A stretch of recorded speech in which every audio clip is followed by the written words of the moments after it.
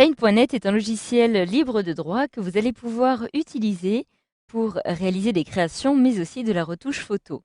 Alors c'est un logiciel assez intuitif, mais aussi assez complet malgré sa simplicité, qui supporte les calques et propose aussi des effets que vous pourrez par la suite appliquer très facilement à vos images. Alors une fois que vous avez procédé à l'installation de votre logiciel Paint.net, vous avez peut-être, comme c'est le cas pour moi actuellement ici, une petite icône de raccourci présente sur mon bureau. Je peux donc lancer directement l'application en réalisant un double clic dessus et automatiquement j'ai ici l'application qui est lancée.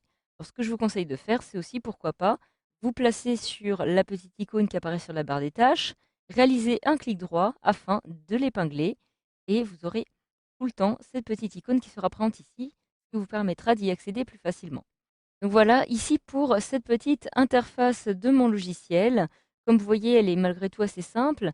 Vous allez retrouver dans un premier temps tout en haut, comme vous pouvez le voir ici, dans la partie supérieure, la barre de titre. Donc ici, vous aurez tout simplement le nom de votre image, votre document que vous allez avoir à ouvrir. Par la suite, vous aurez ici entre parenthèses le niveau de zoom et ensuite Paint.net avec la version actuelle que vous êtes en train d'utiliser. Juste en dessous, vous allez retrouver ici la petite barre de menu qui vous permettra en un clic seulement d'accéder aux différentes commandes de votre logiciel. Donc par exemple, pour créer un nouveau document, il me suffit de cliquer ici sur Nouveau.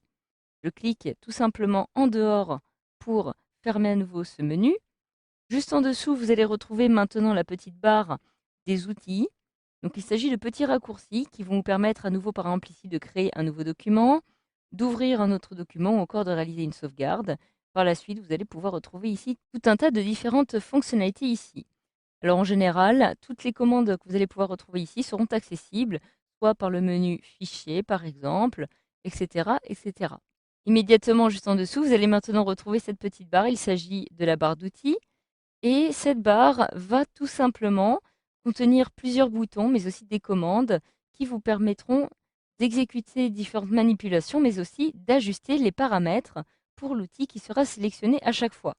Alors pour savoir quel outil j'ai sélectionné, il me suffit de me rendre tout simplement dans le petit panneau des outils qui apparaît donc ici, qui va contenir tous les outils disponibles dans mon logiciel. Actuellement, l'outil sélectionné est l'outil pinceau, puisque celui-ci apparaît encadré, et je vais donc ici pouvoir le paramétrer à l'aide de cette petite barre de contrôle. Si je choisis maintenant par exemple l'outil gomme, vous voyez que l'interface a automatiquement été modifiée. Alors juste à droite ici, vous allez maintenant avoir la liste des différents documents que vous allez avoir ouverts.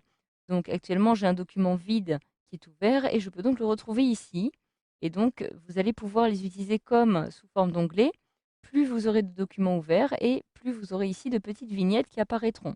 Il vous suffira tout simplement de cliquer sur chaque vignette pour accéder à son document. En dessous, vous retrouvez ici maintenant le panneau d'historique. Donc à l'intérieur, vous allez tout simplement retrouver toutes les modifications que vous allez avoir réalisées sur votre document au fur et à mesure, qui vous permettra tout simplement d'avancer ou encore de reculer dans cette petite fenêtre en ce qui concerne vos différentes manipulations pour retrouver par exemple l'image originale. Par la suite, vous allez retrouver ici le petit panneau de calque qui vous permettra ici de gérer les différents calques présents dans votre document. Donc chaque image va contenir au moins un calque. Comme vous pouvez le voir ici, j'ai un calque intitulé arrière-plan. Enfin, vous allez retrouver ici sur la gauche votre panneau de couleurs. Donc c'est un panneau qui va vous permettre de sélectionner votre couleur, donc en fonction de sa teinte, mais aussi de sa luminosité. Et si vous cliquez ici sur plus, vous allez pouvoir maintenant affiner la recherche en précisant la valeur de la couleur que vous souhaitez rechercher. Donc voilà, je clique maintenant sur moins pour revenir ici à ce petit panneau. Et évidemment, au centre, vous allez avoir votre espace de travail, donc votre zone de travail dans laquelle vous allez pouvoir travailler sur votre document. Enfin, tout en bas, vous retrouvez la petite barre d'état, c'est-à-dire il s'agit tout simplement d'une petite barre qui va vous donner certaines informations, comme ici avec l'outil qui est actuellement sélectionné, l'outil gomme. Vous retrouvez ici des informations. Vous retrouvez ici à droite, par la suite, la progression de votre rendu, la taille de l'image qui apparaît ici, mais aussi l'emplacement de votre curseur sur votre image. Donc, vous voyez ici que si je place mon curseur au centre et que je le déplace, je vais avoir les coordonnées X, Y qui vont se déplacer en même temps. Donc voilà pour l'interface de votre logiciel. Pour fermer à tout moment votre logiciel ou le quitter, vous pouvez soit cliquer sur la petite croix qui apparaît tout en haut à droite, soit vous rendre dans le menu Fichier, puis Quitter, et vous allez ici fermer le logiciel. Avant de quitter, vous pouvez décider de sauvegarder ou non ce document.